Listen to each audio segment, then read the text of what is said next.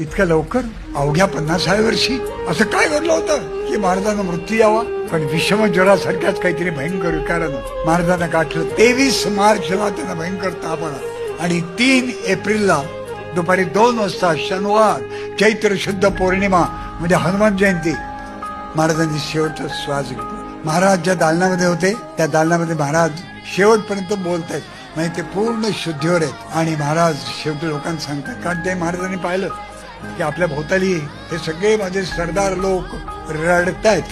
त्यात सुरेजी मालुसरे आहेत, त्यात हमीरराव मोहिते आहेत, फिरोजी फरजंद आहे. आघाड्याच्या प्रकरणाच्या वेळेला जो होता ना तो, पण सगळे रडतायत.